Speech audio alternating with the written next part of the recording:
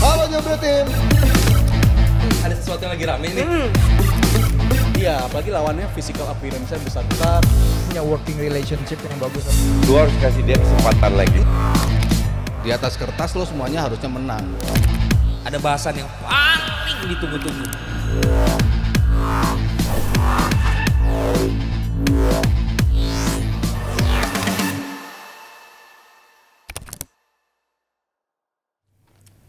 Yes, Jebret Tim, kalahnya Jerman juga ini menandakan artinya berakhirnya karir dari Toni Kroos ya, yang kata Bang Valen mainnya kasar, dan hajatan bola Eropa jadi satu-satunya piala yang gak pernah dimenangkan oleh pemain berusia 34 tahun ini. Aduh, kasihan ya. Dan untuk pertama kalinya Jerman kalah di kuarter final sepanjang sejarah hajatan bola Eropa. Dan lebih sedihnya lagi nih, hal tersebut terjadi di rumahnya sendiri, Jebret Tim. Dan gak apa-apa katanya pulangnya deket.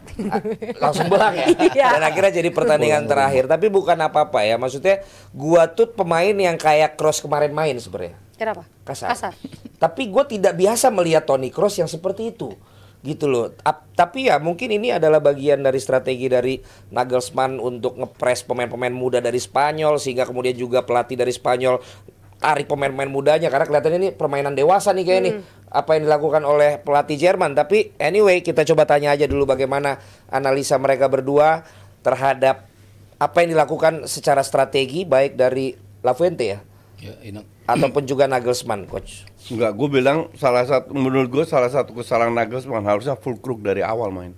Nah itu kita setuju ya. Bukan Harusnya Havertz full kan maksud lu? Bukan Havertz. Sama kayak di Belanda harusnya Weghorst yang main. Bukan Depay, tapi Depay di belakangnya sama Havertz di belakang full crook. Oh, Havertz tetap main dari pertama. Tetap main, tapi ujung tombaknya full crook. Berarti yang nggak dimainin dulu siapa harusnya? Kalau emang dua-duanya main. Sane. Karena awal ya Sane ya? Nggak kelihatan sama sekali. 2 kali beri kesempatan, dribbling nggak jelas, nggak bermain as a team. Musiala itu selalu punya nilai tambah. Harus main di belakangnya Kroos. Tapi pendekatan di awal terlepas dari itu, menurut lo berjalan sesuai rencana nggak dari Jerman kemarin? Ya kalau lu lihat tahun terakhir lah performa Jerman seperti apa, itu nge-peak naik. Apalagi sejak Kroos balik kan? Apalagi semenjak Kroos balik. Tapi kemarin Gundogan juga di match itu nggak begitu kelihatan. But it happens, ngerti nggak? Namanya manusia pasti ada main jeleknya. Dan ya dapat satu golnya Merino itu kan keren banget. Cuman ya sekali lagi seperti yang gue tadi bilang, kurang beruntung aja. Dan harusnya kan itu kayak momentum lagi di Jerman ya, karena dia golin menit terakhir kan, menyamakan kedudukan. Extra time mereka harusnya, juga megang kendali juga. Betul, harusnya justru kayak angin ke mereka kan. Full crook hampir kena tiang lah. Si Havertz itu kan juga nunjukin Jerman tuh sedang naik gitu. Dan kalau lu tadi bertanya pendekatannya sebetulnya pas apa enggak, kalau ngelihat Spanyolnya nggak nyaman juga di awal-awal, ya berarti works kan. Dia mencoba ngepres, mencoba bermain keras, tapi ada yang ujungnya terlihat kasar gitu. Tapi paling nggak tuh kan ngebuat ada shock effect gitu loh buat pemain-pemain muda Spanyol ini. Mereka kan nggak seleluasa di pertandingan terakhir lawan Georgia, lo lihat tampil si Lamine Yamal kayak apa, Nico Williams kayak apa, tapi kan agak sedikit terlimitasi berkat permainan keras dan juga pressing yang ketat juga dari pemain itu Jerman. Golnya Olmo itu salah Kroos. Ya, itu orangnya Kroos. Ketinggalan tengah. Ya itu kan yang dia ketinggalan. Harus dia yang jaga. Dia makanya gue bilang dari kemarin beberapa kali Kroos tuh ada yang ketinggalan, ada yang ya gitulah. That's okay, it happens lah gituan. Enggak, tapi gue kayak inget dia kayak Alonso dipesenin Mourinho gitu loh. Waktu lawan Barcelona zaman dulu. Main kasar. Dia tampil emang harus lawannya di press ini kayak gitu kan, bukan gaya dia. Kalau lawan Spanyol main kayak gitu nggak akan berhasil. Tapi kan zaman Barcelona dihancurinnya sama gaya Mourinho yang mainnya dikit-dikit digangguin, lebih dirusuh. Sering menang Barca daripada Madrid zaman Mourinho. Berarti menurut lo yang kayak gitu nggak works kalau untuk lawan Spanyol? Nah, enggak lah. Tapi ya lo bilang kan karena yang cetak gol kan banyak. Olmo masuk cetak gol, Merino cetak gol, 2 subs. Apa yang membuat akhirnya angin udah ke Jerman bisa kecolongan? Ya kurang beruntung aja. Bisa aja. Lu kan lu cetak 1 gol, lu kebobolan 1, cetak 2 gol, you still win the game. Masalahnya mereka nggak cetak gol, kena tiang, peluang 1 lawan 1 nggak masuk. Nah di situ ya kurang beruntung. Bukan karena lengah, karena mereka lagi posisinya tadi lu bilang dominan. Dua-dua sama kuatnya, dua-dua sama dominan. Sama bagus ya. Iya sama bagusnya, saling menyerang. Iya, permainannya the best lah. Maksudnya strategi kedua Iya, pelatih betul, jalan. berjalan, betul. Pergantiannya Wirtz masuk jalan, ya kan emang disimpan nanti babak kedua Wirtz masuk beda Jermannya kan. Emang mereka mau ngegas di terakhir. Kalau Spanyol kan beberapa akhirnya harus berganti ketika Pedri ganti. Tapi kan ternyata Olmo. Orang kan mempertanyakan kenapa Olmo ya yang Nggak di taunya posisi dia. itu. Ternyata dia yang 1 menjadi gol 1 assist. menjadi kuncinya gitu kan. Dan di pertandingan lawan Kroasia kan udah kelihatan ketika mereka melihat titik lemah di transisi lini tengahnya itu kan yang dimanfaatin true pass kayak gitu. Nah, ini bedanya datangnya dari Yamal, tapi bolanya kan juga mirip true pass juga, datang dari belakang si Tapi Dani Spanyol Olmo. punya banyak titik lemah juga. Ya kelihatan dan bisa dimanfaatin gitu kan, bola-bola yang ke belakangnya si Cucurella, bola-bola yang ke belakangnya di Dani Carvajal itu Ya kan terutama kesulitan. dua wingback gitu.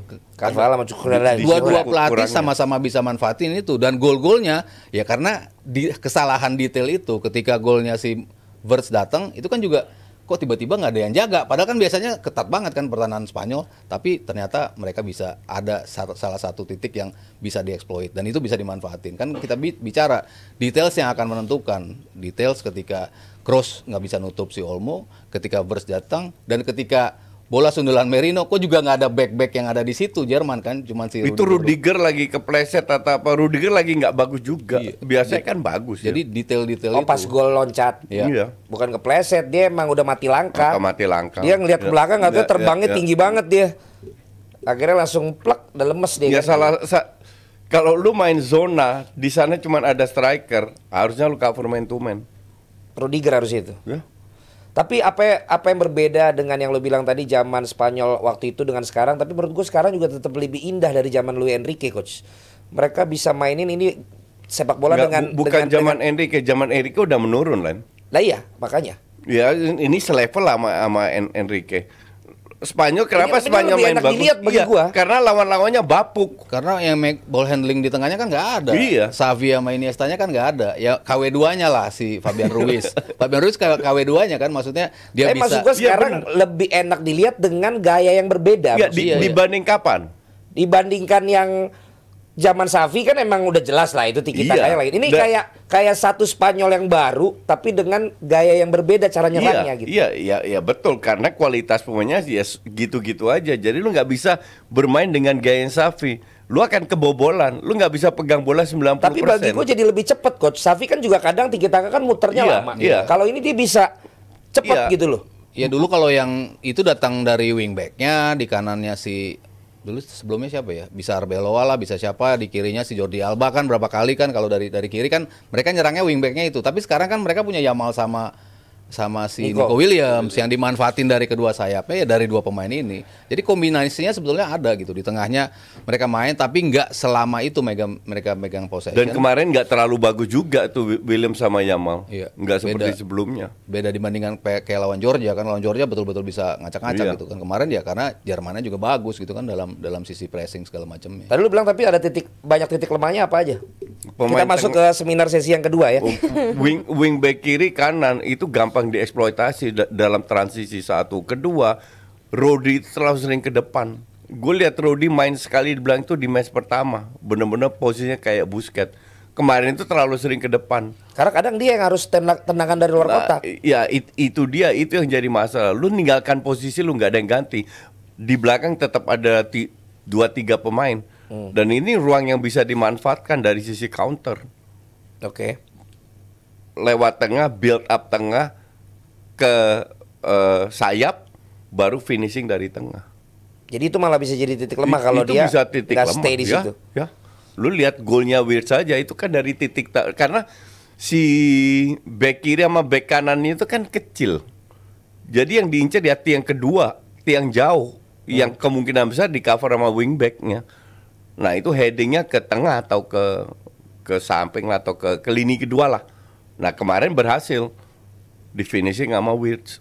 Jadi emang lu sepakat juga ini one of the early final harusnya ya? Enggak juga. Karena dari sisi permainan mungkin iya, tapi banyak tim yang bisa mengkill kekurangan Jerman sama Spanyol, in this case Spanyol. Jadi kalau orang bilang Spanyol pasti juara, nggak yakin gue. Jadi Tergantung form of the day. Jadi kalau nggak Spanyol siapa lagi? Ya nggak tahu, bisa Inggris, bisa Belanda, siapa yang lolos. Bisa Prancis juga. Bisa Prancis juga, belum tentu Spanyol menang lawan Prancis. Ini baru kali ini lu ngelihat ketidakyakinan 4 tim ini. Ya karena ini terlalu Jadi lu belum bisa nerawang ini 4-4 ya. kualitasnya terlalu rendah, Len. Oh iya? Terlalu banyak kekurangan. Ya mudah-mudahan di semifinal ya mereka berubah. Lu gini, kita ngefans kan karena emosional. Iya dong. Spanyol, Tapi at least kan nama-nama tim besar ini lolos semua Coach. Iya, betul. Nah, ini plus poinnya, tim besar lolos semua. Iya, Tapi kalau lihat Portugal lawan Perancis, ini pertandingan apa ini? Lu tau gue kerjakan live reaction, itu gue sampai bahas makanan, bahas baju gue, bahas sepatu gue, separah itu. Tapi emang sekarang lo mahal-mahal sih barangnya. Coach. Enggak, bukan masalah mahal-mahal apa. Pokoknya bahas yang nggak penting aja, ngerti nggak lo? Bukan bolanya. Saking lo udah nggak tahu lagi. Saya nggak tahu harus mau ngomongin apa Iya. ya. Akhirnya lebih sering makanan. Iya. Lo tahu nggak kita live reaction juga? Tahu. Kita tidur malah Coach. Saking nggak taunya, jujur aja. Iya. Oh emang gini kita gitu. Iya, emang separah itu. Separah itu memang, dan banyak match kayak kemarin loh. Ya. Ini ada yang bilang ganti aja hostnya. Makasih himne. Terima kasih. Terus ngerasa Ini nggak sih himne guru sekarang? apa himne apa nih? Nah, iya bener juga bisa himne sekolah juga ya. Iya. Diana bilang apa itu? Ngerasa nggak sih?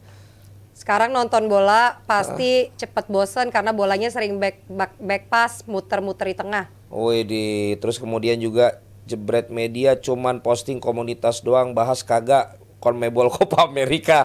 Ya udahlah ya, kita ini udah kerja kerasnya parah banget Pak ya. Pokoknya kita udah mulai bahas tuh Copa America. Justin juga ngikutin banget tuh Copa America tuh. Si paling Copa America dia tuh. Mereka itu nggak mikir. Ya kasih tahu Coach. Kita kerja. Ya Match itu dari jam 11. asli. Jam 2. Terus suruh nonton Copa jam 7, jam 8. Kapan tidurnya? Yang ngomong dia loh, yang sebenarnya emang jam Ya. tidurnya ngaco. Nggak make sense Ya, gitu loh. makanya apalagi gua yang udah nggak biasa begadang. Nah, kecuali lu jam 11 nggak ada match lah. Lu siaran jam 3 Tidur sama dulu. jam 7 itu masih make sense. Ya kecuali ya benar nggak ada Euro, Copa doang. Iya, mungkin, Copa sangat doang masih mungkin. Ini nggak ada. Gue sering minta gitu. Lu nggak mikir apa kalau kita butuh tidur juga gitu loh. Iya. Terus misalnya bukan elunya atau kitanya dicariin. Ya kan Iya. bisa aja, lu tetap nayangin tapi bukan lu. Iya. Ya kan tetap dicariin kan. Iya. Jadi kagak ada jam tidur ya kali kita ya. Makanya. Dan tahu sih gue bangun udah langsung kerja, siaran sana sini kan jalan terus. Iya. Program-program. Makanya gua. lo lihat tuh dia kursinya sama kacamatanya. Bentar lagi dia sakit kuning juga. Kacamatanya, kursinya. Bukan Hah? begitu Bukan ya? Pak. Oh bukan. Tapi kalau ada abang, ada coaching, nggak afdol kalau nggak bahas Belanda. Oh iya Tapi kita dong. tunda dulu Bang. Kenapa? Ini ada banyak yang nyawer. Kita Oke, bacain dulu. silakan. Dari Anthony, Rp65.000. Mbak Nesa. Oh, cuma gitu doang. Dia selalu gitu, selalu Oh. ngasih emoticon doang. Makasih ya, Bang Thank you. Abdel. Siapa? Abdel.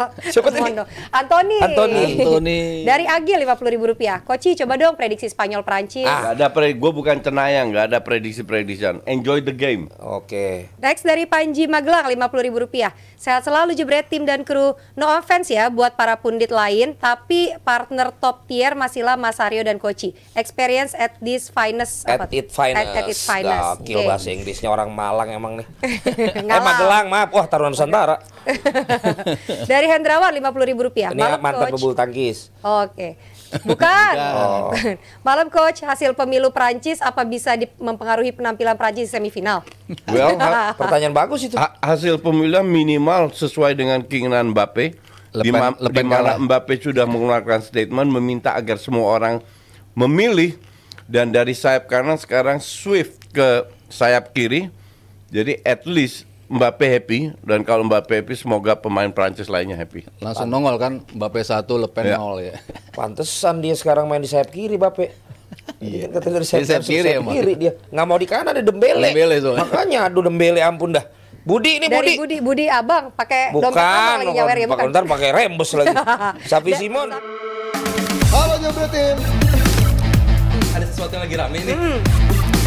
Iya, apalagi lawannya physical appearance-nya besar-besar. Punya working relationship yang bagus. Lu harus kasih dia kesempatan lagi. Di atas kertas lo semuanya harusnya menang. Ada bahasan yang paling ditunggu-tunggu.